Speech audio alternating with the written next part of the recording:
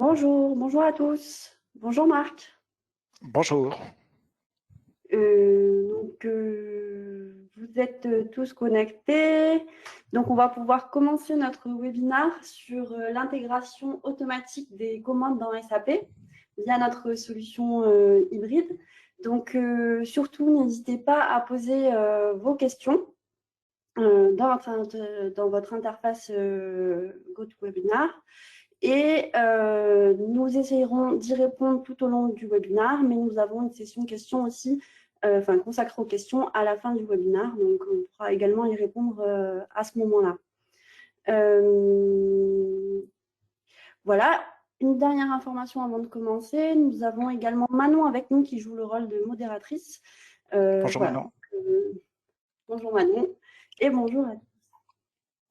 Donc, pendant ce webinaire, nous allons énoncer finalement un contexte dans lequel on va vous expliquer les enjeux. Puis, enfin, nous verrons comment intégrer vos bons de commande dans SAP de façon automatisée. On verra qu'il y a plusieurs façons de le faire. Puis, nous reviendrons plus largement sur les solutions. Et enfin, nous expliquerons qui est Syntrax, qui sommes-nous. On va commencer également par vous dire que nous étions présents sur la convention de l'USF qui avait lieu il y a 2 semaines. Marc, est-ce que tu peux nous en dire plus sur ce sujet? Oui, ça m'a un petit peu troublé. Bonjour à tous. Je suis vraiment ravi de vous retrouver à cette convention. Vous voyez à quel lapsus révélateur. À cette conférence post-USF. J'avais juste à verser au niveau des diapositives, mais c'est pas grave.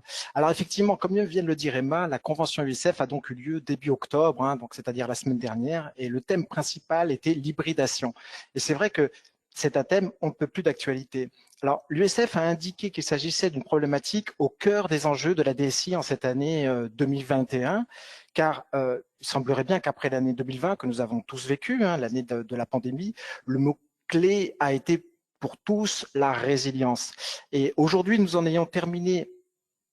Aujourd'hui, l'idée, c'est quoi? C'est que nous en ayons terminé en fait avec des systèmes, ce que l'on appelle monolithiques, pour inventer de nouvelles approches hybrides permettant à la fois de sécuriser et d'optimiser les processus IT et métiers en entreprise. Alors, je dirais, de quoi parle-t-on quand on parle d'hybridation? Je vais reprendre les propos de Caroline Coinon, qui est associée du cabinet Mazars, qui accompagne l'USF depuis une dizaine d'années, notamment la commission organisation et gouvernance pour aider la communauté des utilisateurs de SAP à comprendre et à accompagner les leviers de performance de leur ERP, qui parle de multiplicité, de multiples. Le DSI a effectivement à sa disposition de multiples modèles, de multiples solutions pour traiter ses besoins métiers, de multiples modèles d'hébergement de ces applications, de multiples modèles de facturation, voire de multiples modèles d'exécution des différentes prestations. Alors, dans ce multiple, on va en prendre le meilleur de chaque dimension, même si les technologies qui composent effectivement cette hybridation sont connues de tous. Le mode SaaS est un mode qui est là présent depuis une dizaine d'années. Le mode on-premise, on n'en parle même pas. Mais aujourd'hui, les métiers ont gagné en maturité et il existe plusieurs facteurs, je dirais exogènes, multiplicité de solutions proposées notamment par les fournisseurs et endogènes qui conduisent à ce changement, je dirais, à cette accélération vers l'hybridation. Alors, c'est pourquoi cela devient un vrai momentum. C'est le moment, en fait, effectivement, de pouvoir aborder cette thématique. C'est donc une tendance inéluctable, je dirais, en particulier en ce qui nous concerne, nous, et ce qui nous rejoint aujourd'hui dans cette conférence, dans l'écosystème SAP. On est tourné vers 2027-2030. Vous le savez tous, c'est l'extension de la maintenance SAP pour passer justement, changer dans un mode hybride ou dans un mode complètement SaaS, une évolution du système d'information qui est à prévoir. Parce que, comme on le sait, l'heure est maintenant au numérique, à l'automatisation des tâches, préparer cette flexibilité de demain afin de garantir, je dirais, une certaine continuité numérique en amont ou en aval de votre système SAP. Alors justement, je vous propose donc que l'on rentre dans le cœur de notre sujet du jour avec vous et avec toi, Emma. Alors qu'avons-nous au programme? Tu viens de le dire, je crois qu'on va commencer par le contexte, c'est ça? Exactement, Marc. Effectivement, nous avons un contexte. Souvent, quand nos prospects nous contactent ou même nos clients qui viennent vers nous pour automatiser leur processus d'intégration des bons de commande, ce qu'ils nous décrivent, c'est qu'ils reçoivent les bons de commande par 2 canaux. Donc, le premier, ça va être qu'ils le reçoivent par la poste. Donc, il faut ouvrir le courrier, lire le courrier, éventuellement apposer une validation avec un tampon dessus, puis scanner le document pour enfin saisir les informations qui se trouvent sur ce document dans leur système SAP. Donc, on voit bien qu'il y a toutes plein d'étapes qui sont manuelles et qui demandent l'intervention d'un travailleur, d'un utilisateur. Et on voit bien que le processus n'est pas du tout automatisé. Donc, le deuxième canal, c'est qu'ils reçoivent également des bons de commande par email. Hein, donc, de même, dans certains cas, ils sont amenés à l'imprimer pour le valider, pour ensuite le renumériser et saisir les informations dans SAP par un utilisateur. Donc, on voit que le processus n'est pas du tout automatisé. Marc, est-ce que tu as relevé dans ce processus des enjeux ou des problématiques qui peuvent nous mener à des enjeux d'automatisation de ces processus? Absolument, Emma, absolument. Effectivement, ce que l'on va mettre en exergue ici, ce sont 4 défis rencontrés, principalement par les utilisateurs. On verra juste après au niveau de la DSI, mais je dirais que les principaux défis pour les utilisateurs sont rassemblés autour de ces 4 points. Alors, cela commence par une saisie manuelle, donc forcément un processus chronophage. En effet, la gestion du temps est encore plus compliquée, bien sûr, lorsqu'il y a des pics dans le volume de saisie de données. C'est-à-dire que plus vous avez de volume, plus ça va être compliqué, et donc le plus le processus sera chronophage. Et les soucis communs associés à la saisie manuelle de données, à savoir les erreurs. Et c'est des erreurs humaines, bien évidemment, mais qui entraînent de nombreuses entreprises des coûts de main-d'œuvre excessifs, et forcément, on arrive à une perte de productivité importante. Ça peut avoir des conséquences financières considérables pour votre entreprise. Des études de cas, je vous donne juste un exemple. Des études de cas ont révélé que même si la vérification de l'exactitude, je dirais, des données à mesure qu'elles sont saisies, d'accord, coûte environ 1 euro aux entreprises. C'est un petit peu ce qui se passe.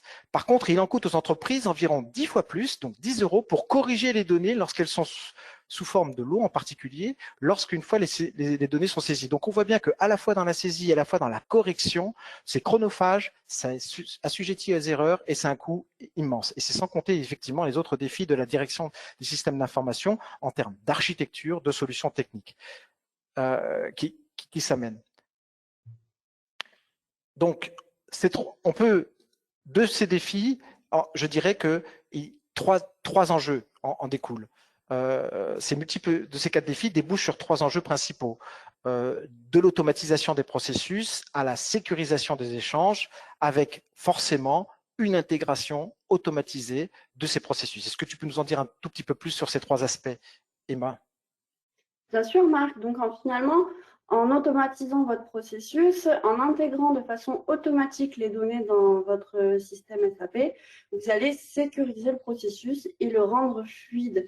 Et donc, vous allez gagner en productivité. Donc, on voit bien que l'enjeu, c'est d'automatiser pour sécuriser et d'intégrer les données à votre système SAP.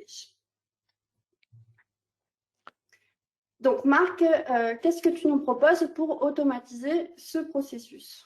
Effectivement, l'objectif, c'est de vous montrer concrètement comment une solution hybride, dans un cas particulier d'intégration des commandes dans SAP, peut vous apporter une vraie valeur ajoutée. Reprenons l'exemple présenté par Emma. Nous avions tout à l'heure 6 étapes contre 3 actuellement, comme on peut le constater, qui sont présentes sur ce match. Soit une réduction significative, on divise par 2 déjà le nombre d'étapes. Donc déjà, ça c'est un premier point. Et puis ensuite, un logiciel hybride va vous permettre d'être en capacité. Au niveau de la réception, on va commencer par là, ça va dépendre effectivement du volume de documents que vous allez traiter avec vos clients, mais déjà en réception, ça va vous amener en fait des problèmes, ça va vous résoudre des problèmes de sécurité pour ne pas avoir à ouvrir votre système d'information à n'importe qui, à n'importe quoi. On sait que la cybersécurité est un élément essentiel et un enjeu essentiel aussi de 2021, mais aussi des prochaines années.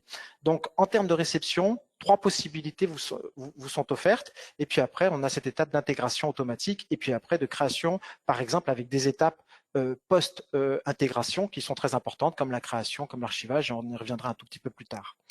Il est avéré qu'on ne traitera pas dans cette thématique, vous l'apercevez, la possibilité d'utiliser des logiciels OCR, c'est-à-dire la possibilité de réduire les charges de travail, à savoir intégrer des documents qui sont des images avec une lecture des différents caractères.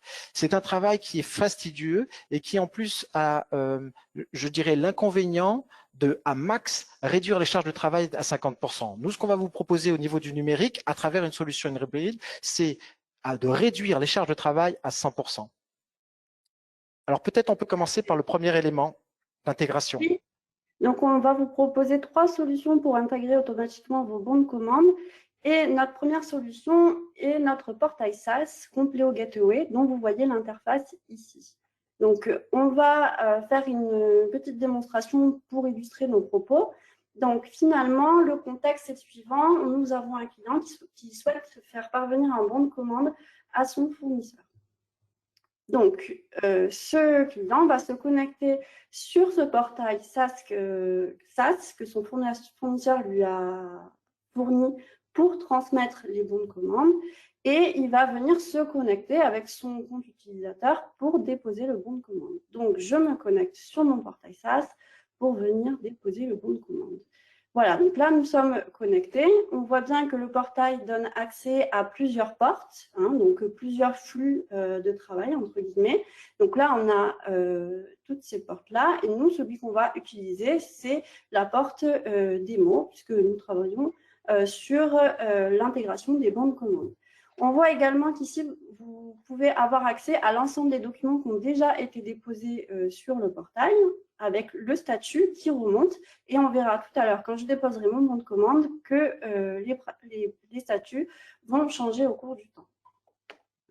Donc, je rentre dans mon bon flux pour déposer le bon de commande. Je clique ici pour télécharger mon document.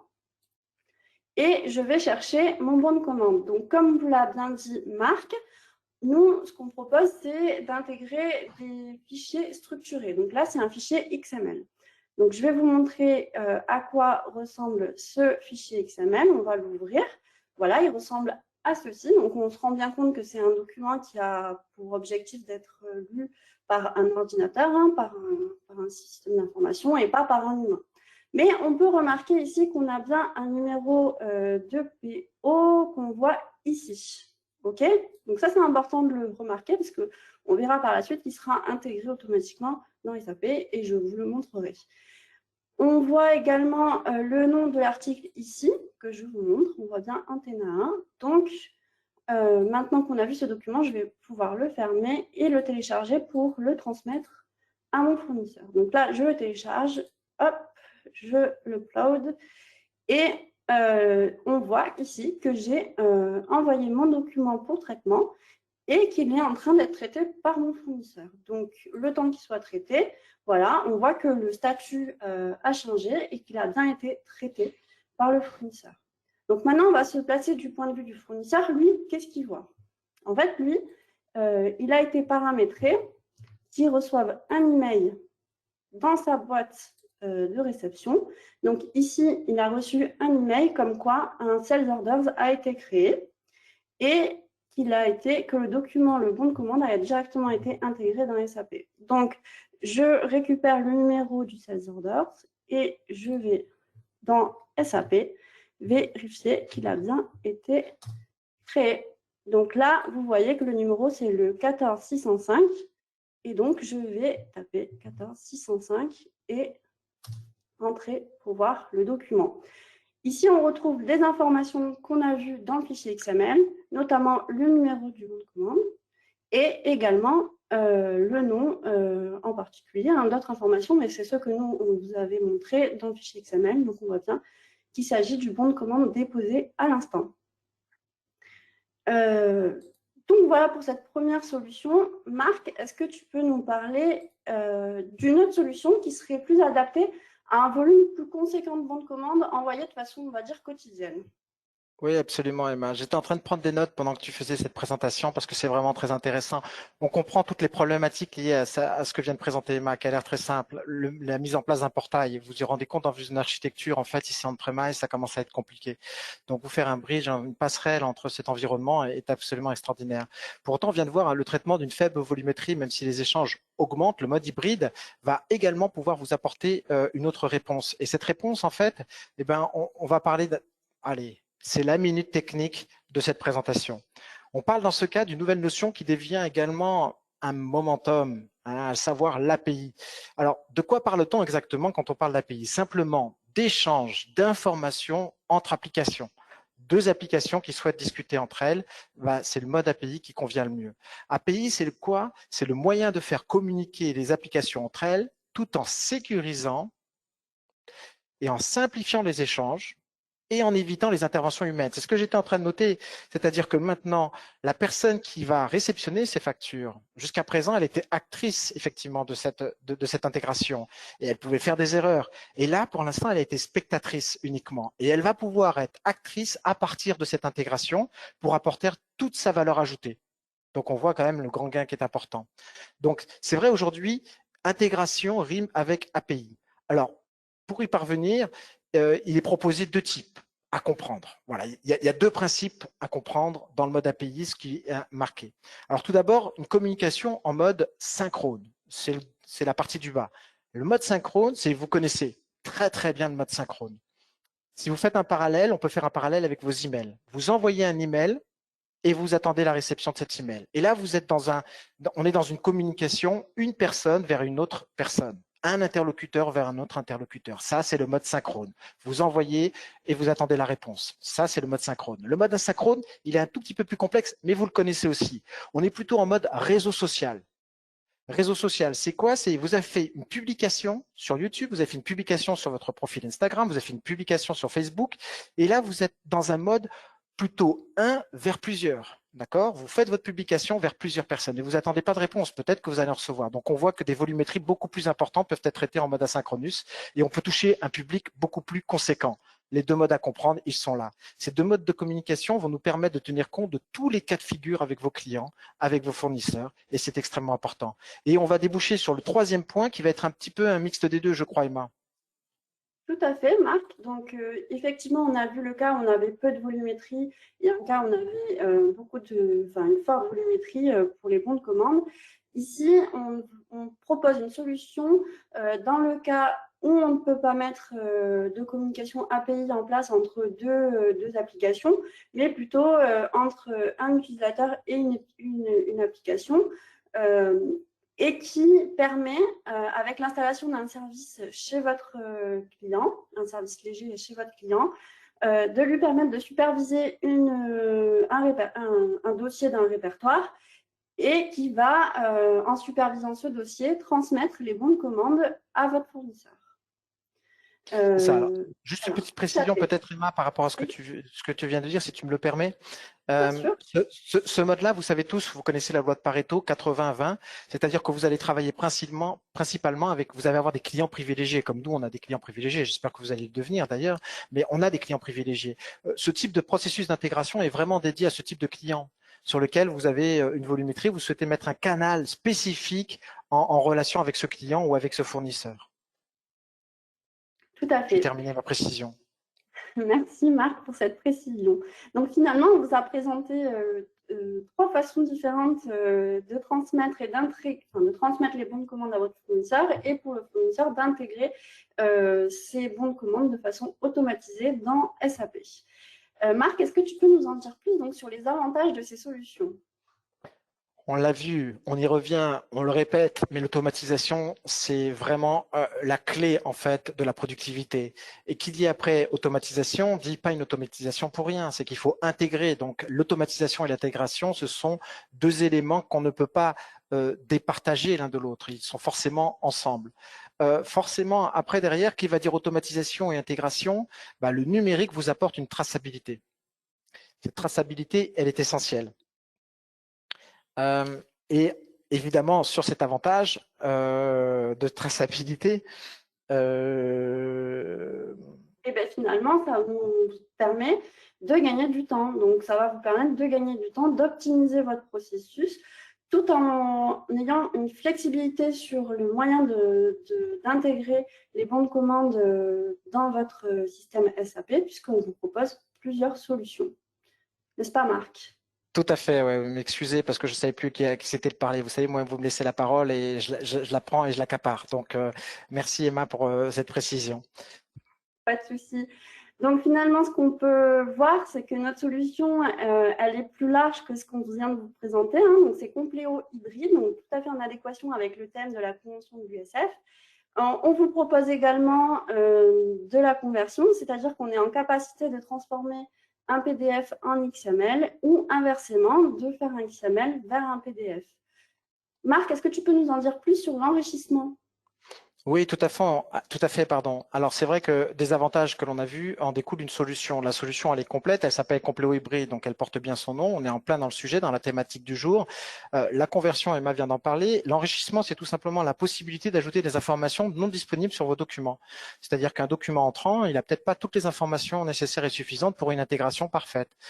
Donc, à partir de là, il va falloir rajouter des informations. Peut-être que vous allez devoir rajouter aussi des documents complémentaire à ce document d'origine. Donc, ça veut dire rajout de documents, rajout d'informations, rajout de code barre, par exemple. Si après, derrière, il y a une exploitation en termes de logistique, bah, vous allez avoir cette possibilité.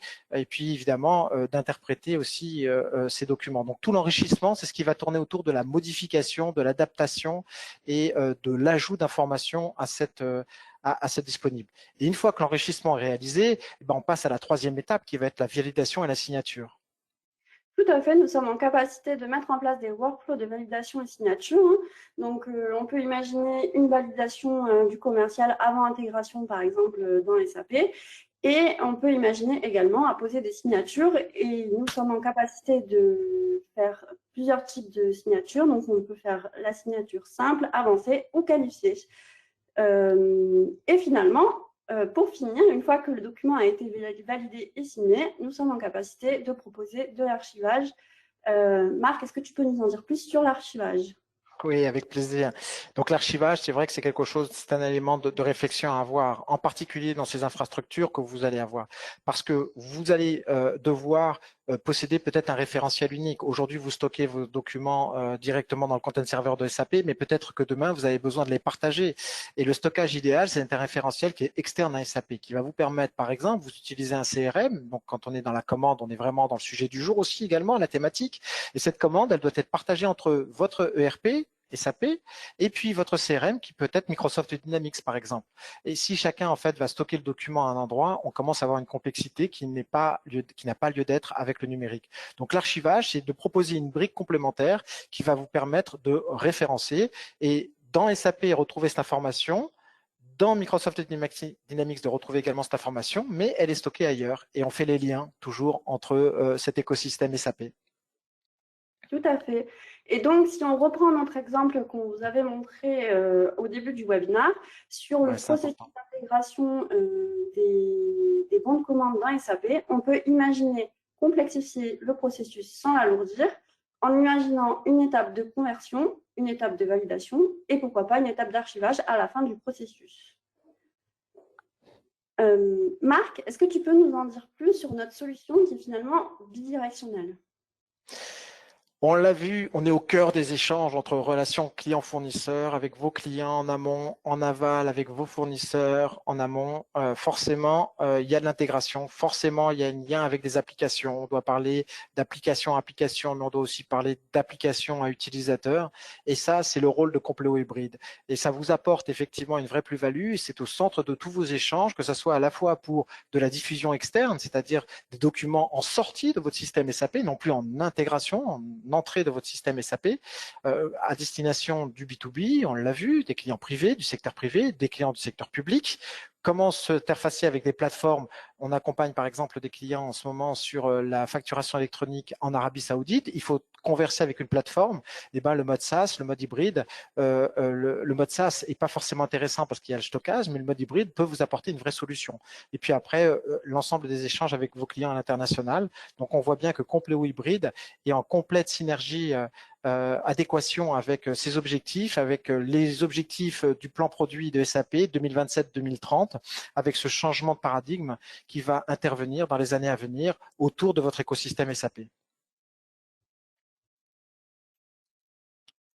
Merci Marc pour cette présentation de Compléo Hybride qui est alors, oui, je me souviens de ça, c'est vrai. C'est-à-dire que qui dit solution, qui dit effectivement un plus-value, qui dit derrière éditeur. Et nous sommes éditeurs effectivement de cette solution, Emma.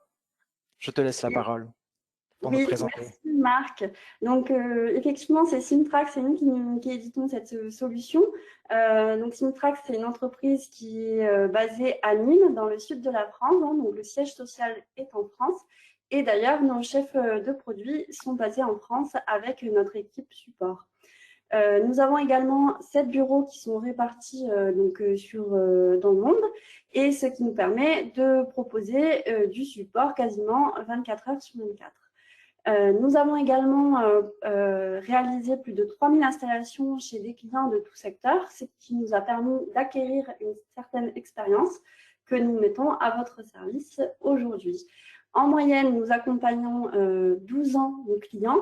Ce n'est pas rien, et cela permet et démontre que, surtout, qu'on est capable d'accompagner nos clients sur le long terme. Nous avons également 3 partenariats technologiques. Marc, est-ce que tu peux nous en dire un peu plus à ce sujet? Eh oui, et je viens de me rendre compte que tu viens de parler d'un chiffre clé qui est 12 ans, et c'est notre 12e participation à cette USF. Ça fait plus de 12 ans maintenant qu'on travaille dans cet environnement, dans cet écosystème, avec des solutions certifiées. Qui dit solution certifiée dit forcément un partenariat technologique avec SAP. Ça, c'est la moindre des choses. Mais également des partenariats avec Microsoft, puisque l'ensemble de nos technologies derrière, en particulier dans le mode cloud, va nous permettre de se baser sur l'architecture Azure. Donc l'architecture Azure, c'est quel que soit l'endroit où vous êtes, quel que soit l'endroit où se trouvent vos clients, vous allez être en capacité d'avoir des termes je dirais des conditions de performance excellentes. Donc ça, c'est notre technologie qui nous permet au niveau de Microsoft. Et puis, de manière historique, nous venons aussi du monde IBM qui requiert quelques spécificités techniques, et c'est pour cela qu'on a ce 3e partenariat technologique. Merci Marc. Nous arrivons au bout de ce webinaire, et donc nous arrivons sur la partie des questions. N'hésitez pas à nous poser toutes vos questions pour que nous puissions y répondre. Ouais, je suis d'accord avec Claude Lévi-Strauss. C'est pas forcément nous qui allons pas apporter les meilleures choses, mais on vous écoute par rapport à ces questions, et c'est vrai qu'on est ravis de pouvoir partager effectivement ce moment avec vous. Tout à fait. Alors, il faut que je ouvre le système de questions, je crois, hein, qu'on partage. Oui, comme vous l'avez constaté, de par la pandémie, hein, on n'est pas forcément dans la même salle hein, avec Emma, mais on est dans le même bâtiment, mais on n'est pas forcément dans la même salle. Exactement. Mais je ne vois pas de questions arriver. Je pense que nos participants sont timides. Donc, surtout, n'hésitez pas à nous envoyer vos questions par email. Je vous mets nos contacts. Comme ça, vous pouvez nous envoyer vos questions si jamais vous n'osez pas les poser. Voilà, première question qui vient d'arriver néanmoins pendant que tu discutais, Emma, c'était combien de temps prend la mise en place de la solution? Alors, une solution hybride, ça a un avantage, c'est on a parlé d'architecture, donc tout ça, on fait fi de cette architecture, puisque tout ce qui va être complexe va être en mode SaaS. Tout ce qui va être à besoin effectivement pour vous d'en avoir la maîtrise, d'avoir la main sur votre processus sera en mode on-premise. Donc, à partir de là, une mise en place ne se compte pas en mois, ne se compte pas en années, se compte en jours ou en semaines. Donc ça, c'est quand même assez intéressant de par le fait d'une solution hybride. J'ai parlé tout à l'heure, par exemple, de l'exemple de clients qui devaient faire la facturation électronique à destination de KSA, donc Kingdom South of Arabia, et en fait, c'est en jour qu'on a pu mettre en place la solution, parce qu'il faut être prêt au 4 décembre, et c'est l'avantage d'une solution hybride. On a juste une petite brique à rajouter sans ajout au niveau de l'architecture. Donc ça, c'était le premier point.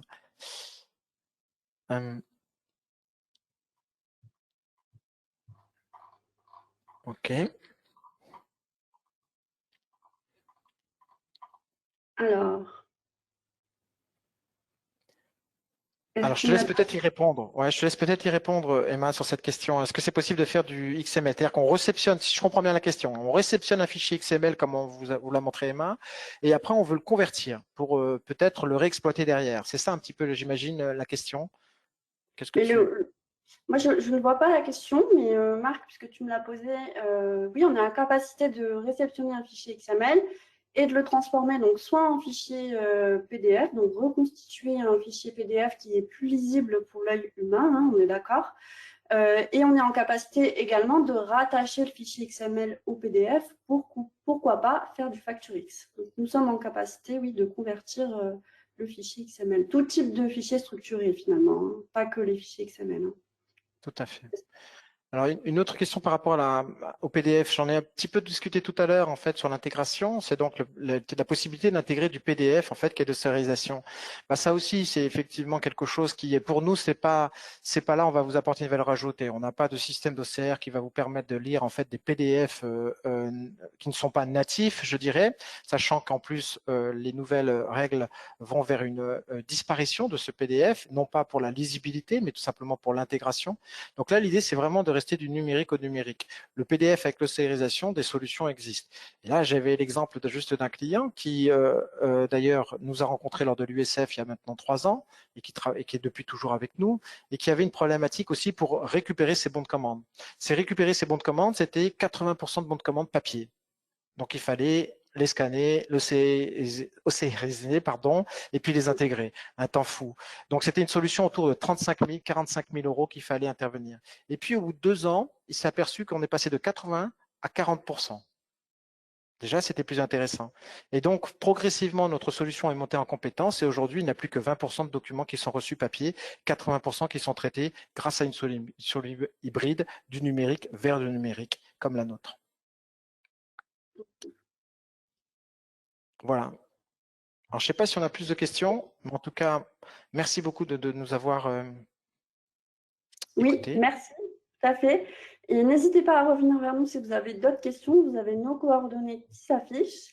Merci d'avoir participé. Merci Marc d'avoir co-animé ce webinaire avec moi. Merci à Manon d'avoir joué le rôle de modératrice. Et je vous dis à tous à bientôt. Au revoir. À bientôt et prenez soin de vous.